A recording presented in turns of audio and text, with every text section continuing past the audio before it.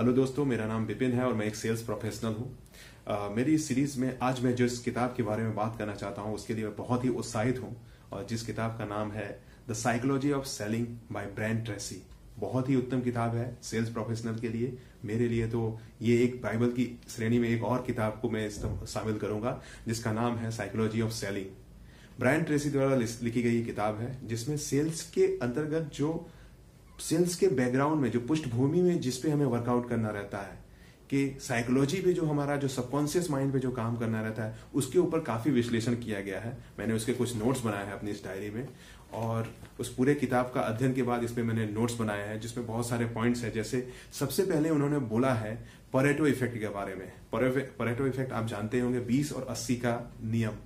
कहते हैं कि 20% सेल्स प्रोफेशनल 80% बिजनेस लेके आते हैं और बाकी की जो 80% बचते हैं सेल्स प्रोफेशनल वो 20% बिजनेस में ही सीमित रह जाते हैं। तो यहाँ पे उनका लेखक का कहना है कि क्या आपने 20 और 80 की श्रेणी में आप कहाँ पे हैं? क्या आप 20 में हैं? अगर आप 20% की श्रेणी में हैं तो कृपया आप मेहनत कीजिए, अपने साइकोलॉजी पे वर्कआउट कीजिए।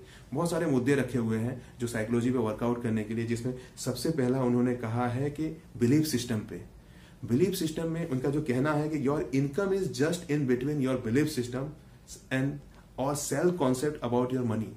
आपका इनकम वही होगा जो आपके बिलीफ में होगा। आप जितना तक सोच पाएंगे। फॉर एग्जाम्पल, अगर मैं महीने का 50,000 या लाख रुपए तक का इनकम का मेरा बिलीफ सिस्टम है, मैं उसके बारे में उसके आगे सोचा ही नहीं हूं, तो महीने के अंत में मैं उसी में सीमित रह जाऊंगा। और इसमें लेखक का जो उदाहरण जो कहा है उन्होंने कि कई बार अगर for example if you are a lagging then you increase your hard work. अगर आप अपने बिलीफ सिस्टम से अगर थोड़ा सा भी 10% भी ज्यादा कमाएंगे, ठीक है, तो आप उसको खरीदना शुरू कर देंगे। अगर उससे आप थोड़ा सा लैगिंग करेंगे तो आप फिर से हार्ड वर्किंग स्टार्ट कर देंगे। तो आप अपने बिलीफ सिस्टम से बाहर कमाने वाले नहीं है। तो कृपया आप अपने बिलीफ सिस्टम को बढ़ाइए। अगर आप अपने बिलीफ सिस्टम पे मेहनत कर रहे हैं तो आपका सेल्स अनायास आप आगे बढ़ेगा ही बढ़ेगा। बहुत ही फोकस डाला हुआ है। देन आफ्टर उन्होंने बोला है कि क्या आपने अपनी साइकोलॉजी को चेंज करने के लिए कुछ किया है। उन्होंने विजुअलाइजेशन, लॉ ऑफ अट्रैक्शन का जो विजुअलाइजेशन का जो टेक्निक है उस पर बहुत ज्यादा फोकस दिया है। कहा है कि हर रोज आप विजुअलाइज कीजिए अपने सेल्स को होते हुए, सेल्स के बारे में सोचिए, सेल्स के बारे में अच्छा सोचिए, विजुअलाइज कीजिए, बहुत अच्छा होगा।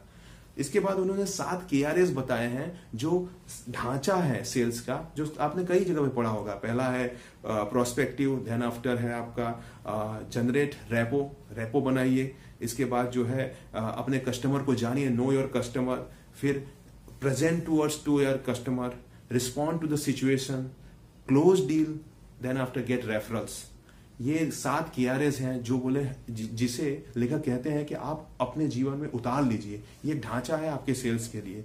इसके बाद वो कहना चाहते हैं कि सेल्फ एस्टीम।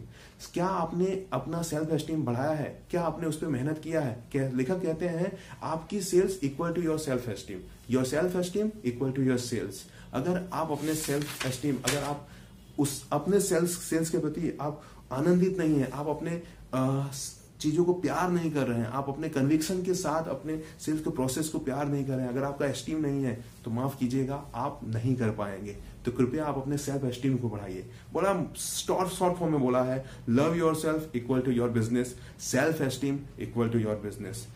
तो इसके बाद उन्होंने एक और मुद्दे पे फोकस डाला है। उन्होंने बोला है कि क्या आपके पास फ्रेंडशिप कोसेंट पे वर्कआउट किया है? Increase your friendship quotient. आप अपने कस्टमर के प्रति फ्रेंडशिप कोसेंट पे बढ़ाइए। इसके बाद अलग से एक मुद्दे पे उन्होंने बहुत ज्यादा फोकस डाला है जिसका नाम है वर्क ऑन योर इमोशन। अगर आपका इमोशन कमजोर है, और इमोशन हमेशा वायरल होता है, अगर आप दुखी हैं और अगर डील करने जा रहे हैं कस्टमर के साथ तो आप सामने वालों को भी दुखी कर देंगे।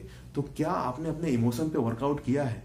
तो अपने इमोशंस को कंट्रोल रखिए, अपने आप को कंट्रोल रखिए, अपने इमोशंस को हमेशा अच्छा बनाइए क्योंकि इमोशन वायरल होते हैं। लास्ट में इन्होंने जो मुद्दा कहा है कि हर रोज अपने सेल्स का मेंटल रिहर्सल कीजिए। हर रोज सेल्स होने से पहले अपने दिमाग में सेल्स को देखिए। तो ये पूरा किताब की श्रेणी में उन्होंने साइकोलॉजी पे वर्कआउट करने के लिए कहा है। उसी के कारण ये दिखेगा नहीं, लेकिन अगर आप सबकॉन्शियस माइंड पे अगर ये वर्कआउट होगा तो आप सोचिए ये कितना पावरफुल हो सकता है। तो मैं तो इसको एडॉप्ट कर रहा हूं, जब से पढ़ा है मैं लगातार। मैं चाहूंगा आप भी इसे एडॉप्ट कीजिए। ये किताब को आप खरीदिए, इसको पढ़िए, लगातार इंप्लीमेंट कीजिए। सेल्स में भी और लाइफ में भी बहुत आगे बढ़ेंगे। हम ऐसे ही मैं अलग अलग श्रेणी की किताबें लाता रहूंगा और सीखते रहेंगे, हमें आगे जो बढ़ना है। थैंक यू, धन्यवाद दोस्तों मेरा साथ देने के लिए। हो सके सब्सक्राइब कीजिए ताकि मुझे प्रोत्साहन मिले और आगे बढ़ने के लिए। धन्यवाद आपका, धन्यवाद, थैंक यू वेरी मच।